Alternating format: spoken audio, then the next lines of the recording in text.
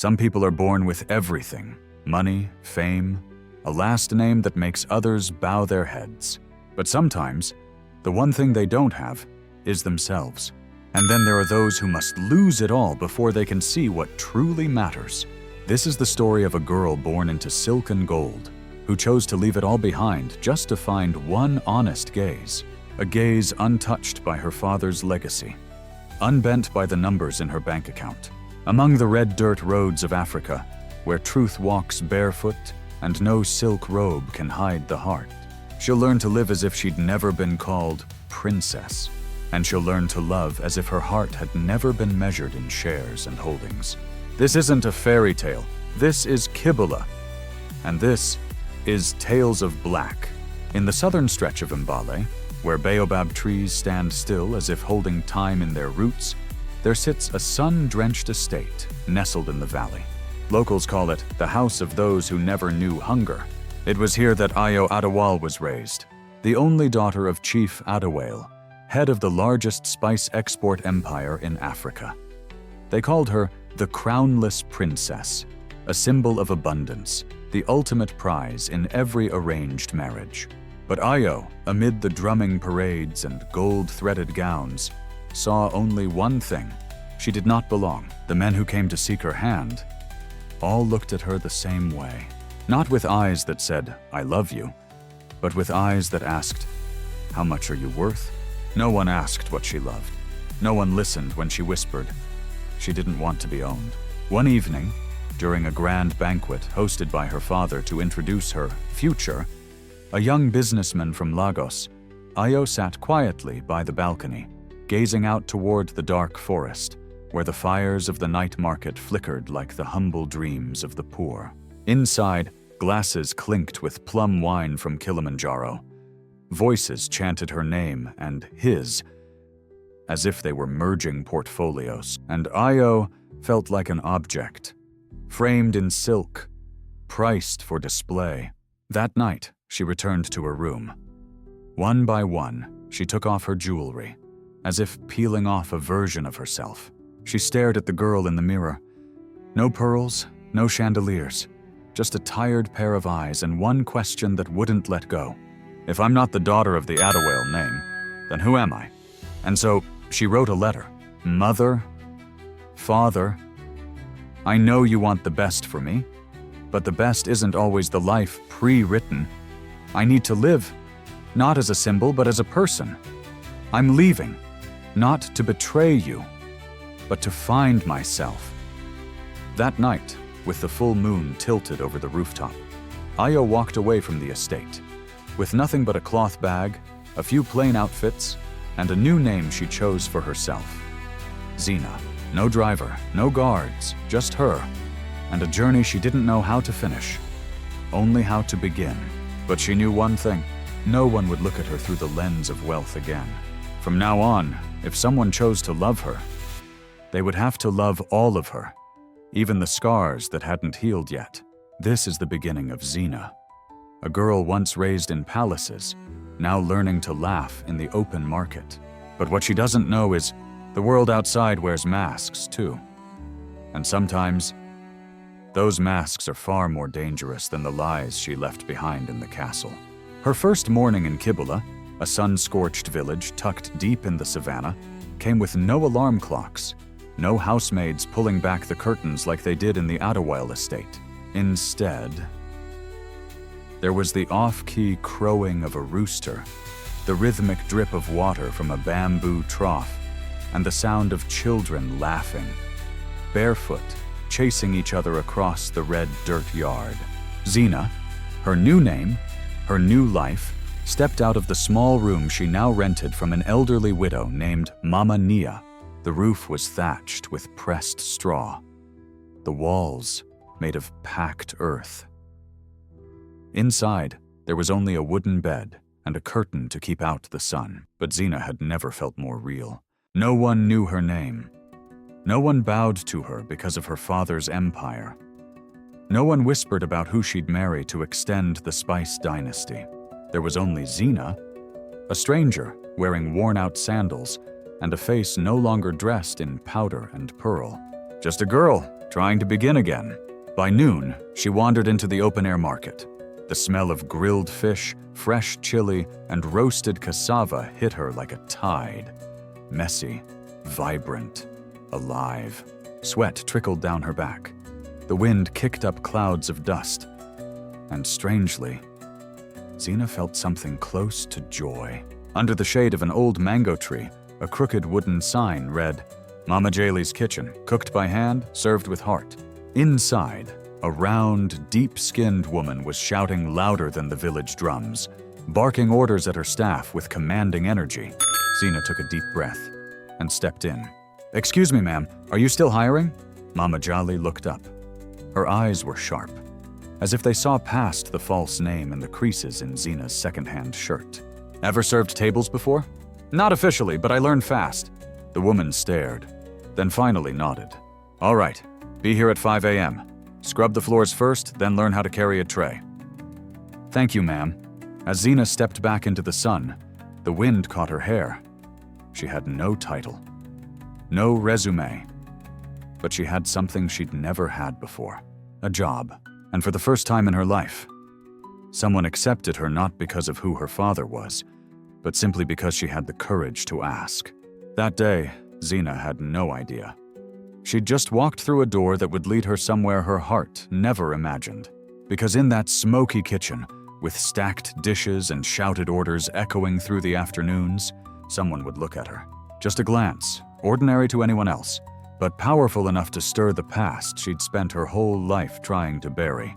Every morning at Mama Jali's began the same way, with the crackle of oil in hot pans, the clang of ladles on dented pots, and Mama's voice booming from the back kitchen like thunder before a summer storm.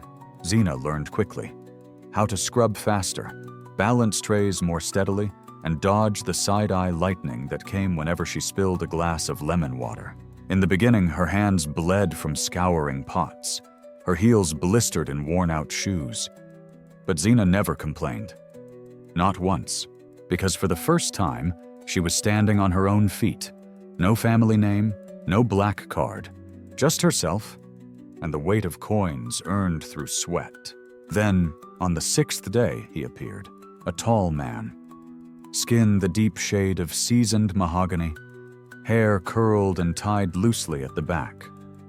Wearing a faded work shirt with the sleeves rolled up and trousers stained with dust and labor. He walked in carrying the scent of sun-baked metal and a quiet so heavy it demanded attention.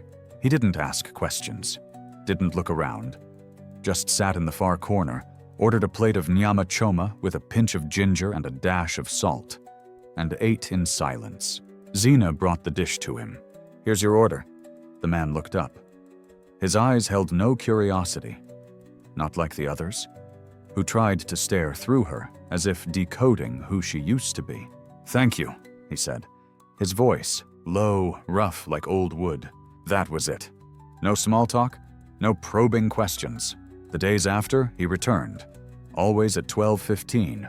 Same table, same order. Finished quietly, left a few coins, and offered a faint smile. The regulars called him the Silent One, but Mama Jali called him Obasi, the construction man from up north. Obasi didn't speak much, but every time Zina served him, he nodded deeply in thanks. A kind of nod that felt respectful, like she wasn't invisible. Then came the rainy afternoon. Zina rushed across the yard, slipped on the slick red earth, tray wobbling in her hands. Suddenly, a firm hand caught hers, held both her and the tray in place. Obasi. In that moment, amid the drizzle and the earthy scent of wet ground, she looked into his eyes. And it wasn't the look of a stranger.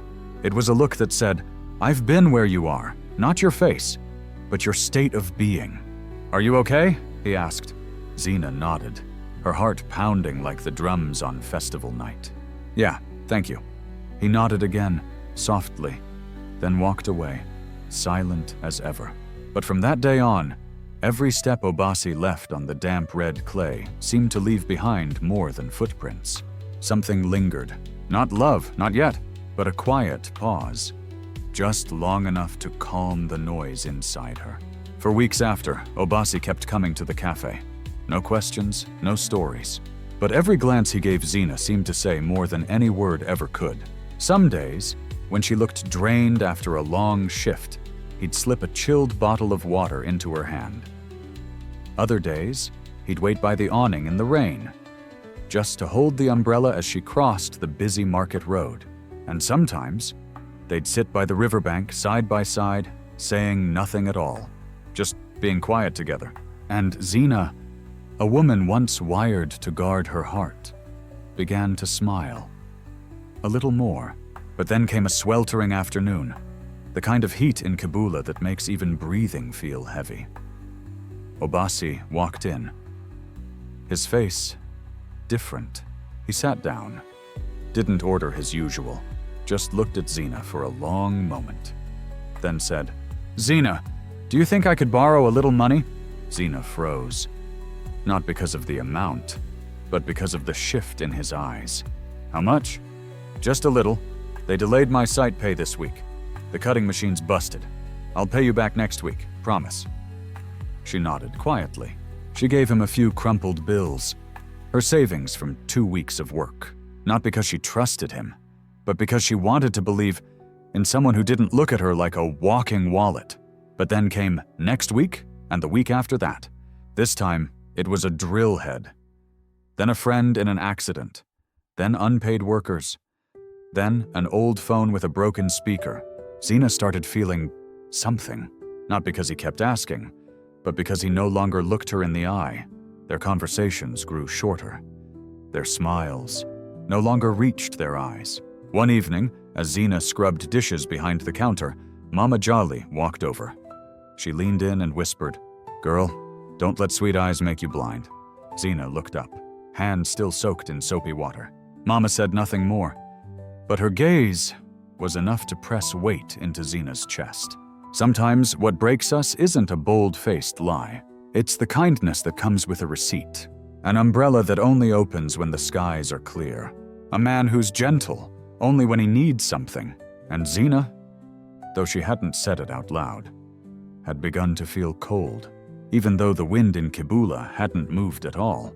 That night, there was no rain in Kibula, but Zina's heart felt as heavy as thunderclouds that hadn't yet broken. She was clearing trash behind the kitchen when she heard someone talking on the phone, just past the crooked back wall that opened into the empty lot. The voice familiar. She froze, didn't mean to listen, but her body reacted before her mind could. The wind stirred. Then the voice grew clearer. "Yo, trust me, it's almost done." Silence. Then a low, bitter laugh. "She thinks I don't know who she is. Please, that's Ayo Adewale, only daughter of the old man Adewale himself. I've been watching her since she left the city." Zina stood paralyzed. Everything inside her froze, her mind spinning, her heartbeat pounding like the drums of a sacrificial rite. The voice kept going. "She gave up everything, came here playing poor, like we're all fools or something. She really believes I don't see through her. She trusts me, man. Gives me money like it's nothing. I'll stretch this a couple more weeks, then bleed her for more. Girls like her, soft as butter." Zina stepped out from the shadows, slowly, like a storm creeping toward the village. Obasi, or rather, the man behind the mask, turned around. His face froze when he saw her, eyes wide like he'd seen a ghost. The phone slipped from his hand, the fake smile still lingering on his lips, unspoken, unfinished. Zina looked him dead in the eyes, not shaking, not crying. "So that's why you were always on time, always knew what I needed, always there when I was weak, because you already knew who I was, didn't you?" Obasi stuttered, took a step toward her. "Zina, I can explain." "Explain what? That you followed me from the city? That I was just some project? A play you were acting in? An investment?" Her voice trembled, but her eyes, sharp as a jungle blade. "I'm not someone you can buy with fake thank yous and soft hands." She took a step back, looked at him one last time, like someone staring at a dream that used to be beautiful, until it shattered. Then she turned away. No tears, Just a pain so tight in her chest it couldn't even find sound? Some betrayals don't come with bullets. Just a tender look and a soft, "I believe you," and a heart still learning how to heal will open the door on its own to let the enemy in. But this time, Zina didn't fall. She only walked away with one truth. Trusting people isn't the mistake. Forgetting your worth? That's the price you'll never stop paying. Zina didn't look back. She didn't glance at Mama Jolly's cafe, the place she once thought was her beginning.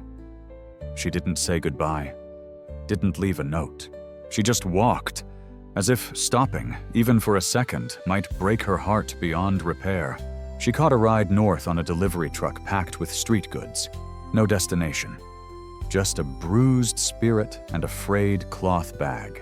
On the truck, amid the heat of sweat, the squawks of caged chickens, and a staticky radio playing somewhere behind sacks of grain, Zina stared out at the sun-scorched fields.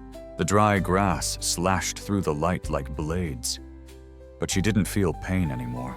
Maybe her heart had simply gone numb. Near dusk, the truck stopped at a small village called Umbatha. No tall buildings, no bustling markets, just red dust, wandering goats, and a row of quiet, thatched huts resting on the hillside. An old woman, thin and white-haired, sat weaving baskets by her doorstep. Zina approached, bowed slightly, and asked softly, "Excuse me, ma'am, is there any place around here I can rent a room?" The woman looked at her for a moment, then nodded, pointing behind the house. "Room in the back, not pretty, but the rain won't come through." Zina nodded, pulled out the last of her folded bills, and just like that she began again, in a house filled with nothing but silence.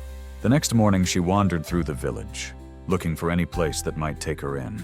At the edge of the dirt path, she saw a hand-painted sign, "Paul's General Store, from nails to dreams, we sell it all." She let out a soft chuckle, her first smile in days.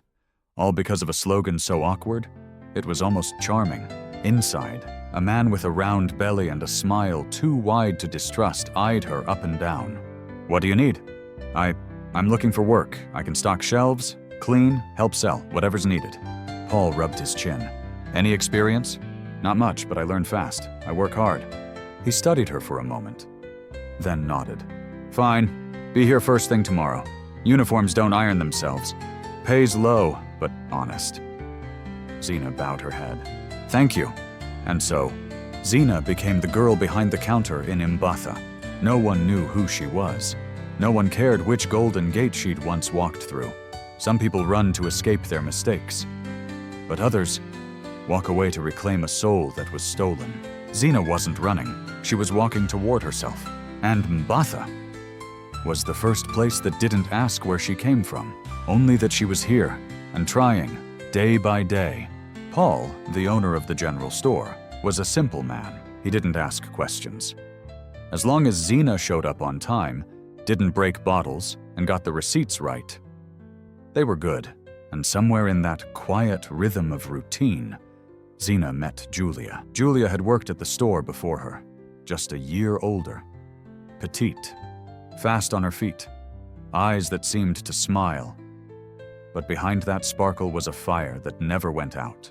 That afternoon, while the whole village napped, Julia poured 2 cups of cassava tea, sat on the bottom shelf, and let out a long sigh. "Zina, have you ever dreamed of something big?"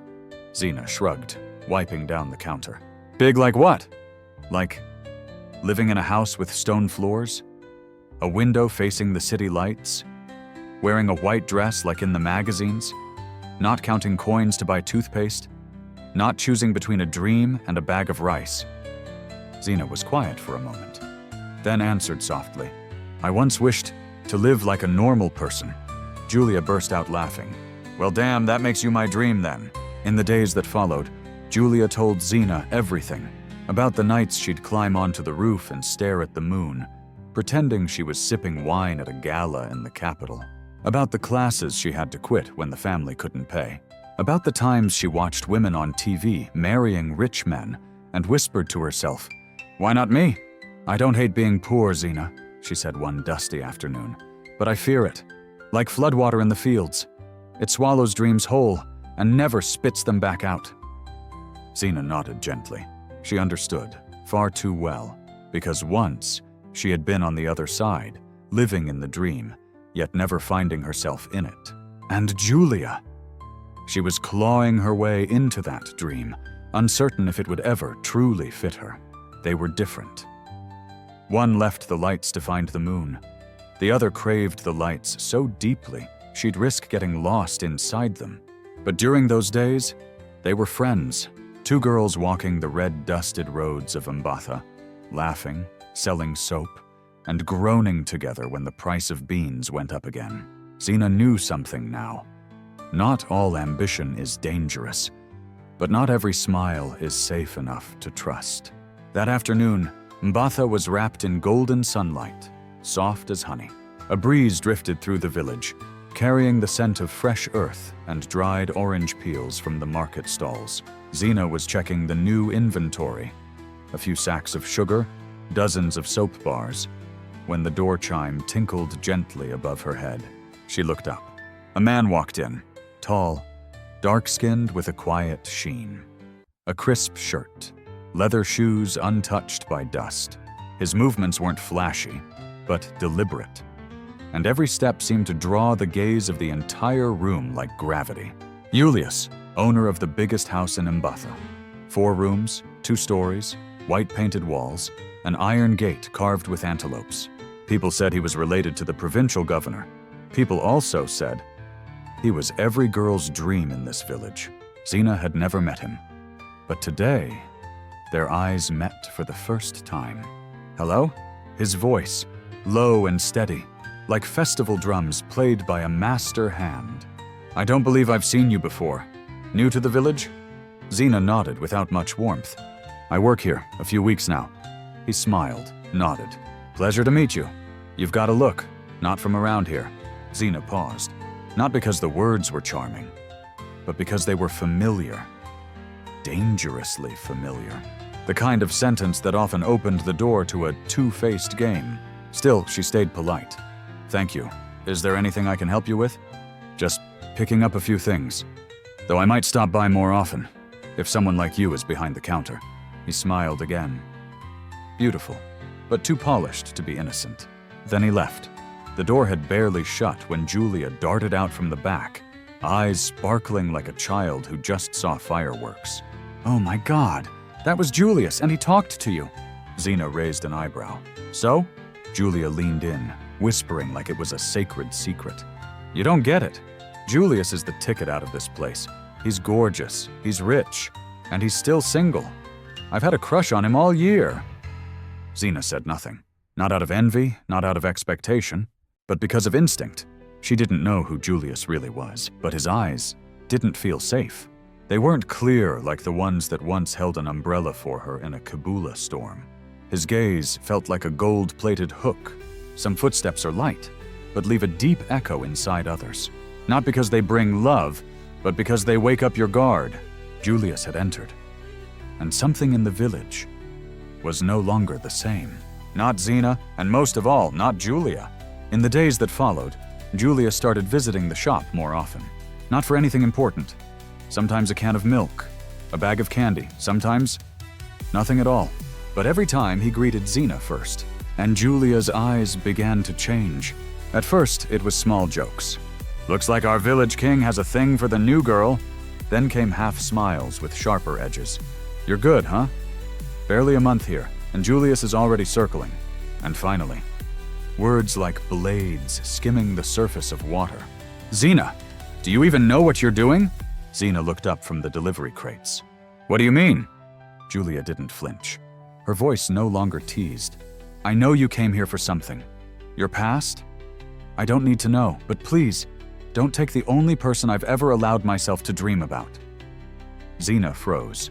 She had never intended to take anything, but clearly, Julia's dream had slipped onto her shoulders like an unwanted coat. Zina replied calmly, without looking away. Julius doesn't belong to anyone, and I didn't choose him. If you care about him, go ahead. I won't stand in your way. Julia let out a dry laugh, one Zina had never heard from her before. That's the problem, isn't it? You don't even have to try. You're not like us. Not like how?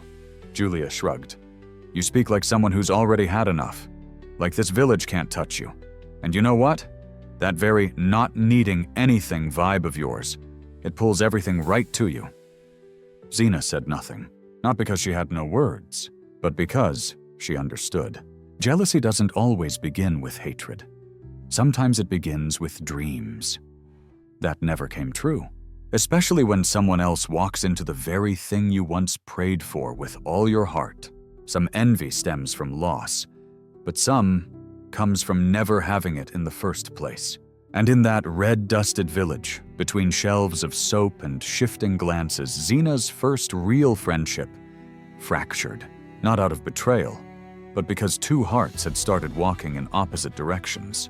That afternoon, the sun hung low over the mahogany trees. Red as a late-season pomegranate, Zina had just finished her shift. She stepped out of the general store, cloth bag over her shoulder, her thoughts floating like the dry season wind brushing across the hills. Children played soccer on the dusty road, shouting, laughing, completely unaware of passing bikes or pedestrians. Suddenly, a ball rolled loose, straight toward her. Before she could react, a body lunged forward, fast as lightning, shoving her out of its path. They tumbled to the ground. Zina opened her eyes. In front of her, a man, dark skin, broad shoulders, sweat glistening along his jaw, and eyes that held nothing but genuine concern. In that split second, she saw no charm, no scheme, only surprise and sincerity. "Are you okay?" he asked, breathless but soft. Zina nodded, trying to quiet the thunder pounding in her chest. I'm fine, thank you," he smiled gently. "I probably should have yelled first instead of charging like a bull." They both laughed. Zina's first real laugh in days. Unforced, unfiltered. He stood up and offered his hand. "Name's Adam. Just moved here a few days ago." "Zina. Nice to meet you, Zina. Today I saved you and knocked you down. Let's call it even?" She smiled. She didn't know why, but it felt natural. No guards, no hesitation, just lightness. They walked together for a while. Adam told her he was working on installing telecommunications systems in the region. "Just for a few months," he said. Zina didn't ask more, and he didn't ask about her past. Instead, they spoke of the smell of hot rice on breezy afternoons, the slippery slope at the end of the village that everyone warned about during rain. They talked about little things, pointless things, that somehow felt calming when shared by someone who wasn't trying to impress. Love doesn't always come when we go looking for it. Sometimes it finds us in a clumsy collision with a half-hearted apology. And Zina, a woman who had long stopped believing, never expected that falling onto red soil that evening would be the first time in a long while she stood up with a heart truly stirred. After that accidental meeting, Zina thought she wouldn't see Adam again. But fate, or maybe routine, has a way of pulling the right people back into orbit. The next morning, as she stepped out from the porridge stall, Adam was there, holding a bag of dry bread, just about to turn the corner. They smiled. No surprise? As if they'd known each other long before yesterday. After that, they kept crossing paths at the public water pump, where Adam carried her jug without asking. At the market, where they debated which red chilies were hotter. At the banks of the Mbatha River, where she liked to sit and read old books from the general store. Slowly, they found a rhythm, one that belonged to just them. Adam wasn't a man of many words. He never asked where Zina was from, never stared at the faded scar on the back of her wrist, never questioned why such beautiful eyes held so much sorrow. But when she was tired, he sat beside her, silent. When she was quiet, he didn't pry. And when she spoke, he listened like the world had gone silent just to hear her voice. And Zina began to soften. She no longer flinched at every polite smile from a man. She no longer tensed when someone asked, "Who are you?" One afternoon, under the shade of an old rain tree, Adam asked, "Zina, do you believe people are sent into our lives at the right moment?" She thought for a while, then nodded. "Maybe. It's not about prayer. Maybe. Sometimes the heart speaks before words ever do." Adam didn't say anything, But his eyes said everything. Some connections don't begin with declarations of love. Sometimes someone simply shows up, and their presence slows your entire world down. Adam didn't change Zina with promises. He changed her with unspoken kindness. And Zina, a woman who had once been tricked by eyes too smooth, was, for the first time, ready to believe in someone's gaze again. In Mbatha, the dry season had just begun. The sky, clear, the earth, dust red, and the people, restless. After a few polite, yet firm, rejections, Julius began losing his composure. That calm, composed figure, fading. He saw Zina and Adam by the riverbank. Their hands never touched. Their eyes never lingered.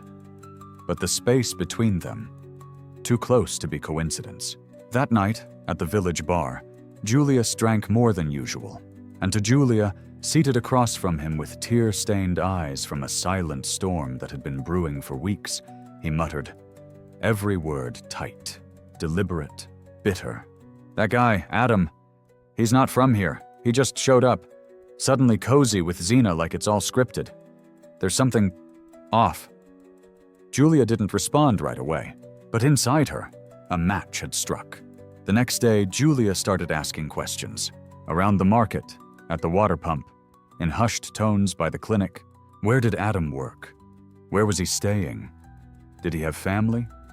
Friends? No one knew much, only that he worked with the telecom installation team. Polite? Quiet? Two.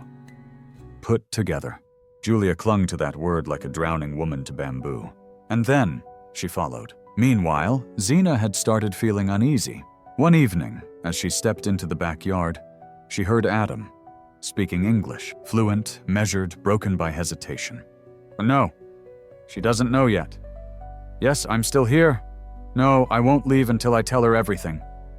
A sigh followed, heavy, worn. Then he turned and saw her standing there.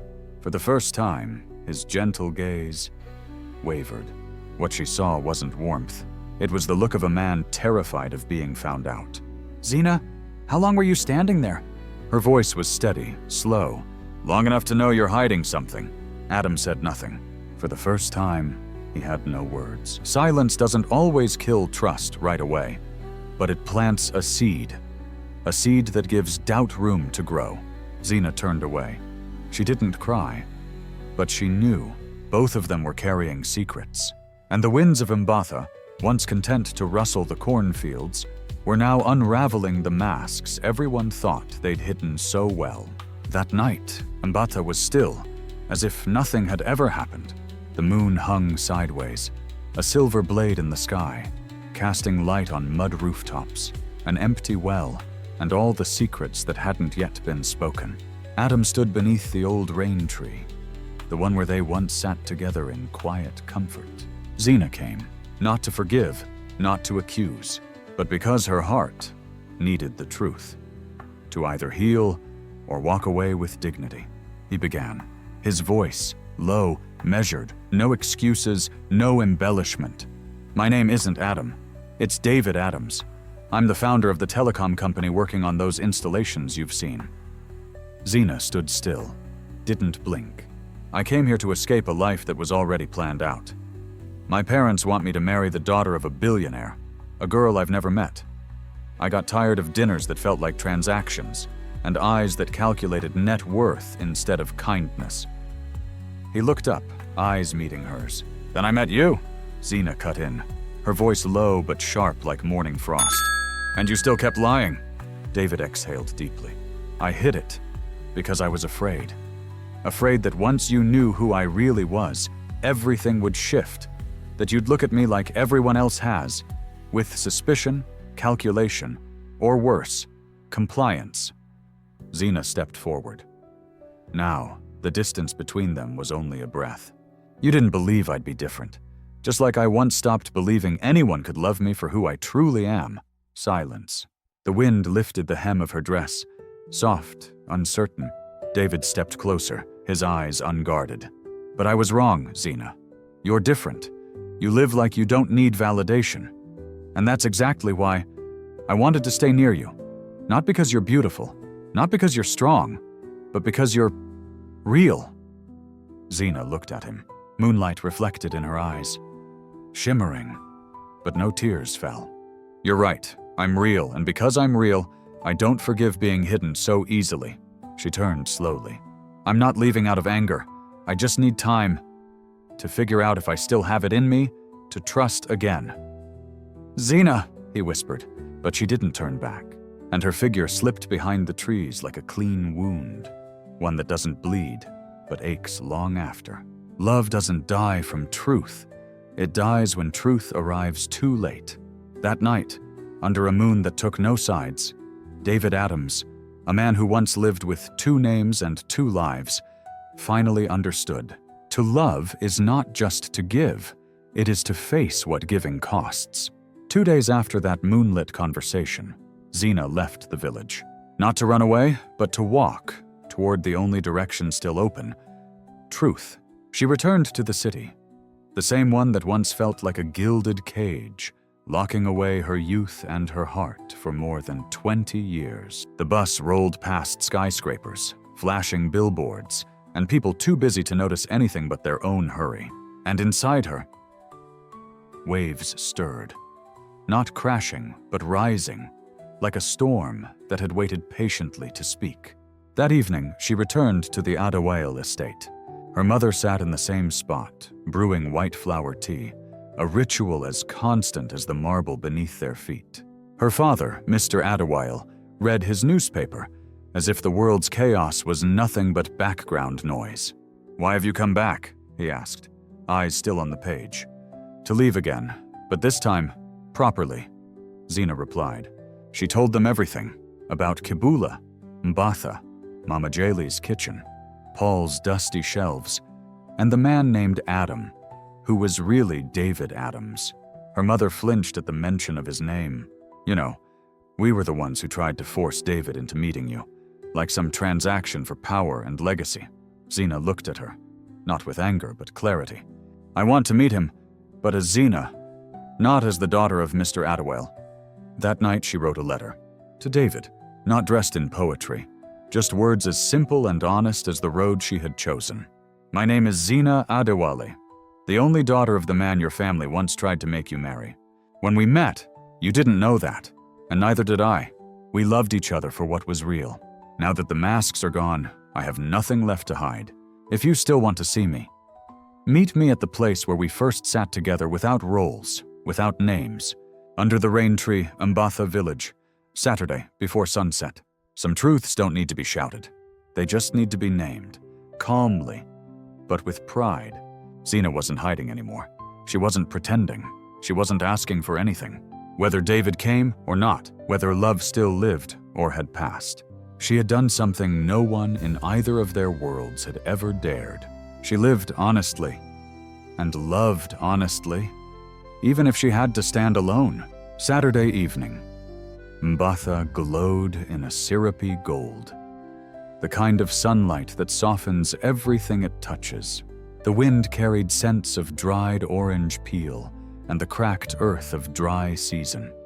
Slipping quietly into the seams of her clothes, Zina sat beneath the old rain tree, the place where she once spoke to a man with no name, no past, but eyes that made her feel safe. In front of her was silence. The sun began to lean westward. The breeze slowed, and her heart tightened just a little. She didn't know if he would come.